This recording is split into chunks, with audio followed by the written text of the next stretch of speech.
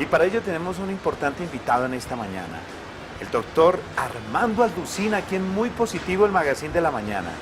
Doctor Armando, qué gozo tenerlo aquí en Muy Positivo. Gracias, Oscar, es un privilegio para mí que me hayan invitado. Usted fue un hombre que... El Señor lo rescató de allí, de un lugar pues muy duro, porque pienso que ser ateo y tener un corazón tan vacío, pues es algo que duele en lo profundo. Claro. Y luego también duele en el corazón de Dios, que un Dios tan hermoso, tan maravilloso y misericordioso no sea reconocido. Así es, Oscar, efectivamente yo fui criado en México a través de una familia de la que forma parte de la religión popular. Nos enseñaron desde chicos el catecismo y ciertos principios morales, inclusive ya cuando tenía 12 o 13 años de edad, había en mi corazón el deseo de buscar más a Dios y quería yo ingresar al noviciado y ser un sacerdote. Y recuerdo que una vez uno de los dirigentes de la iglesia me dijo, si quieres ingresar al noviciado y ser sacerdote, no puedes tener amor a las mujeres. Entonces recuerdo que estaba yo, fui un año al noviciado porque me eduqué en colegios lasallistas. Sí. Y pues vi pasar una muchacha güerita que me gustó mucho, tenía yo como 13 años de edad. Y le dije a mi papá, ¿sabes qué, papá? Que he descubierto que me gustan las mujeres y no creo que vaya a ser yo de sacerdote. Total, que me salí, vi muchas decepciones, muchas contradicciones dentro de este sistema de pensamiento religioso. Y a los 14, 15 años de edad me volví al ateísmo. Comencé a estudiar la dialéctica materialista marxista, comencé a ingresar al Partido Comunista Mexicano y comencé definitivamente a declarar, ¿verdad?, que la creencia y la fe en Dios era absurda, que no era posible que un Dios que era bueno hubiera permitido que existiera el mal, y había muchos problemas existenciales de carácter teológico que yo no tenía respuestas, por lo cual comencé a enfrentar y a confrontar a los mismos cristianos. Así pasó el tiempo hasta que llegó una crisis tremenda en mi vida, como a los 23, 24 años de edad. Estaba yo profesando el ateísmo, pero al mismo tiempo me sentía vacío, me sentía frustrado, no encontraba realmente que en el ateísmo me pudiera contestar qué es el origen de la vida. Me metí a estudiar a Carlos Darwin, en El origen de las especies, de su famoso libro.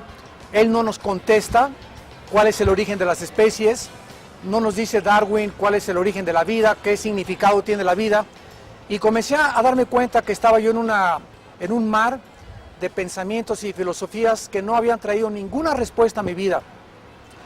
Comprendí también que al ser ateo yo no tenía absolutamente ninguna base moral para poder tener decisiones morales, porque en el momento en que dices no hay Dios, no hay principios, sino una filosofía relativa, una moral relativa donde yo tengo mi verdad y tú tienes tu verdad. En ese tiempo, mi hermano Alejandro, menor que yo, se acercó con la Biblia y me dijo, Armando, te quiero compartir a un hombre que se llama Jesús de Nazaret. No te vengo a hablar de ninguna religión, porque yo era ya totalmente inoculado contra las religiones. Ya si me hablaban de Dios, inmediatamente reaccionaba de una forma agresiva. Entonces mi hermano me presenta a Jesús y me dice, quiero que leas la Biblia. Para eso nunca la había leído yo. En aquel tiempo era un tabú leer la Biblia, estaba prohibida. Solamente con el imprimatur del Vaticano podías tú abrir este libro. Estamos hablando de 30 años atrás, ¿no? Más o menos. Sí, en el 61 fue cuando el Papa Juan XXIII abrió la Biblia por primera vez en el Segundo Concilio Vaticano. Y gracias a Dios que los católicos ya están comenzando a leer la Biblia. Pero te estoy hablando de más o menos 1974-75, que es cuando comencé a leer yo el Evangelio de San Juan. Y una vez en la noche leí que decía, yo soy el camino, la verdad y la vida. Cuando leí este versículo, recordé que Buda, antes de morir, dijo, busquen la verdad, jamás dijo la verdad. Además que el budismo es una religión atea, porque Gautama Buda simplemente estaba buscando el significado del sufrimiento. Me acuerdo de Mahoma, que cuando comenzó el Corán, se había casado con una niña de 10 años. Llevaba 15 cuantos matrimonios y dije, este tampoco puede ser mi líder. Me acordé también de Carlos Marx, de Sigmund Freud, de Carlos Darwin, de Friedrich Nietzsche, que dijo que Dios estaba muerto, y después de que él muere en su casa en Alemania, apareció un letrero en su casa que decía, Nietzsche murió, Dios sigue vivo. Este Nietzsche fue uno de mis héroes porque él comenzaba a proclamar que las virtudes del cristianismo, la humildad, la mansedumbre, eran signos de la debilidad humana. Entonces, el ataque que Nietzsche trajo contra el cristianismo me conmovió realmente porque dije, pues este hombre, ¿cómo murió? Nietzsche se volvió un homosexual. A los 50 años de edad estaba como loco, lo internaron en un hospital psiquiátrico. Y ese hombre que influyó a Hitler en la filosofía nacional socialista o el nazismo, fue el hombre que se estaba desmoronando ante mis ojos. Y todos estos grandes ídolos ateos que comencé yo a leer, me di cuenta que ninguno había dicho, yo soy el camino, la verdad y la vida. Llegué a una conclusión, Oscar. ¿Cristo era lo que él dijo que él era?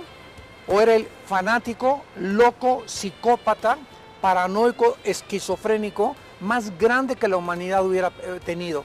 Porque nadie se ha atrevido a decir, yo soy el camino, la verdad y la vida, pero no solamente declararlo, sino demostrarlo, cuando a los 3 días de que lo entierran, se levanta entre los muertos por el poder de Dios. Y esta resurrección de Jesucristo fue la que cambió totalmente el cristianismo.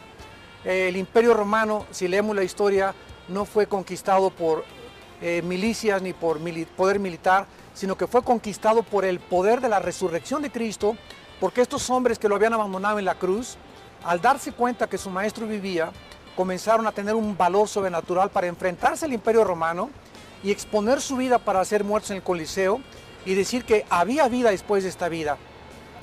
Y después comencé a leer los libros de Isaac Newton, el gran físico matemático, y después a Blaise Pascal, a Louis Pasteur, que fueron grandes hombres de Dios que se proclamaron cristianos, se proclamaron estudiantes de la Biblia.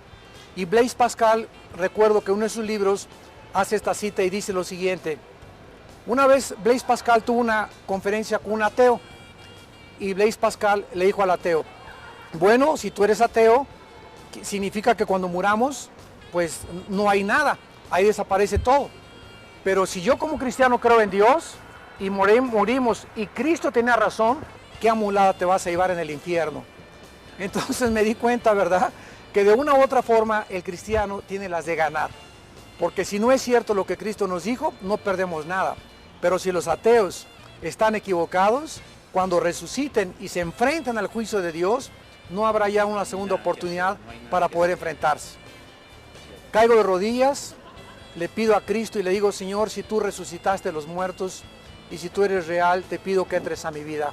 Te necesito. Y desde esa vez sentí, Oscar, así que me caían como escamas del cuerpo. Lloré por 40 minutos, porque yo me había propuesto jamás llorar, porque los hombres no lloraban. Yo quería seguir a Nietzsche, tenía que ser un hombre duro, nada de manso ni de humilde. Y comencé a llorar y me di cuenta que era algo que trascendía mis emociones, era algo, una experiencia sobrenatural. Y entonces me di cuenta que Cristo realmente resucitó, le pedí que entrara a mi vida.